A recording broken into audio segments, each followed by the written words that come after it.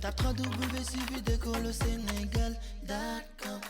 À École au Sénégal, c'est facile, tu n'as qu'à te connecter. Tape École au Sénégal, les leçons sont beaucoup plus détaillées.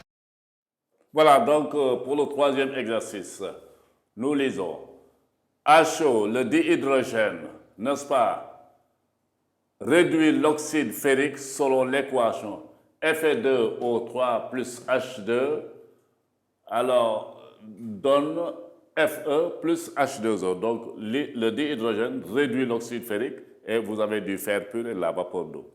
Donc ici, il ne s'agit pas d'une oxydation. Mais regardez, premièrement, on vous dit équilibre l'équation de la réaction. Donc résolution.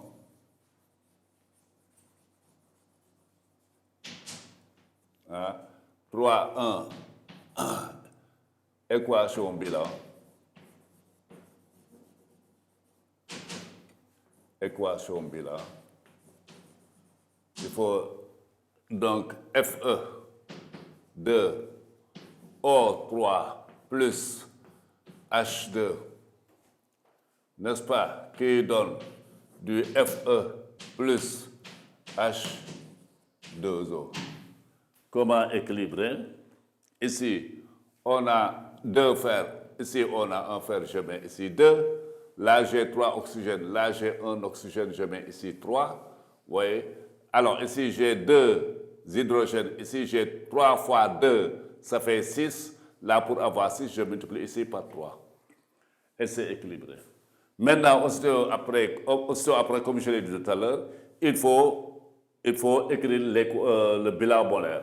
Donc, ça fait N2, Fe2, O3, mais puisqu'il n'y a aucun chiffre, ça veut dire que c'est sur 1, est égal à N2, H2 sur 3, est égal à N2, Fe sur 2, est égal à N2, H2O, n'est-ce pas, sur 3.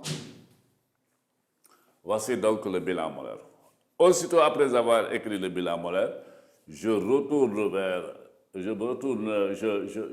à l'exercice et je vais voir qu'est-ce qu'on m'a donné. On m'a dit, trouve la masse de fer pour 160 grammes d'oxyde de fer réduit.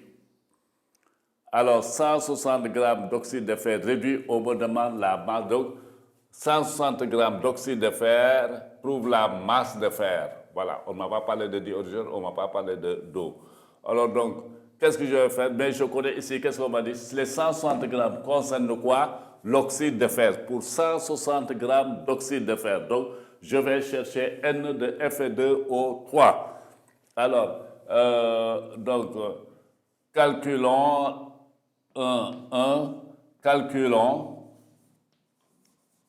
calculons la quantité de matière, le nombre de moles ou quantité de matière de moles de Fe2O3, d'oxyde de fer, de Fe2O3, dans 160 grammes.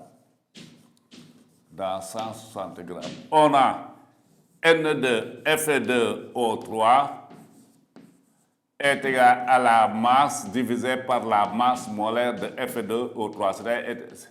C'est égal à la masse de Fe2O3 fois la masse molaire de Fe2O3. Donc, N de Fe2O3 est égal à 160 divisé par 56 plus 48. Alors, ici, ça fait 56 fois 2, ça fait 112. Plus 48, ça fait 160. Voilà, ça fait 160. Donc, ce qui veut dire que tout simplement, N de Fe2O3 est égal à 1 mole. Donc, ça veut dire pour 1 mole, non, quoi ça? Ça fait tout simplement 1 mole. Donc, il y a donc pour 160 grammes d'oxyde de fer, on a réduit 1 mole. Ça veut dire dans 160 grammes d'oxyde de fer, il y a 1 mole d'oxyde de fer. Ou bien d'oxyde ferrique. Alors là maintenant, quelle est la question? Trouve la masse de fer. La masse de fer est là. Donc je trouve trouve donc 3, 1, 2, masse de fer. Masse de fer obtenue. De fer obtenue. Alors, il faut trouver aussi le nombre de moles de fer. Il faut trouver le nombre de moles. Il faut trouver le nombre de moles de fer. Donc, N2, à partir du bilan molaire, Fe sur 2 est égal à toujours l'oxyde de fer. C'est N2 est égal à N2 Fe3, Fe2O3 sur 1. Donc, cela veut dire que tout simplement, j'ai N de Fe, je reprends, sur 2 est égal à N de Fe, c'est égal à 1 mole. Donc, ça fait 1 mole sur 1. Donc, ça veut dire que tout simplement, N de Fe est égal à 2 fois 1 sur 1 est égal à 2 moles. Donc, le nombre de moles de fer est égal à 2 moles. Par conséquent, la masse du fer est égale, je répète, nombre de moles de fer fois la masse molaire du fer. Oui, donc la masse qu'on m'a demandé, c'est égal à nombre de moles de fer, ça fait 2. La masse molaire du fer, on m'a donné ça là-bas en bas, c'est 56. Donc ça fait tout simplement 112 grammes. Voici la masse de fer demandée pour tout simplement cette réduction, obtenue pendant la réduction. Attention, c'est...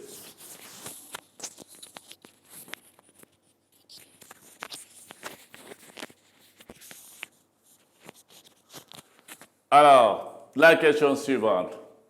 Calcule le volume de dihydrogène nécessaire à la réduction. Donc, le dihydrogène est là. Alors, je mets 3, 1, oui. Voilà, 3, volume de dihydrogène. Volume de dihydrogène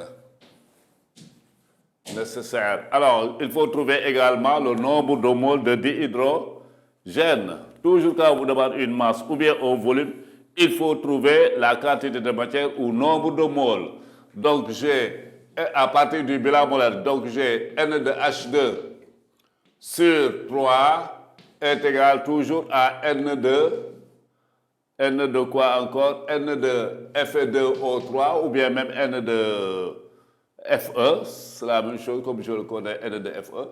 N de Fe2O3 sur 1. Ce qui veut dire que N de H2 est égal à 2, est égal à 3 fois 1 sur 1. Donc, ça veut dire que N de H2 est égal à 3 moles. N de H2 est égal à 3. Et ça devient facile maintenant. Donc, le volume de H2 du dihydrogène est égal au nombre de moles, comme c'est les conditions normales de température de pression, fois le volume molaire.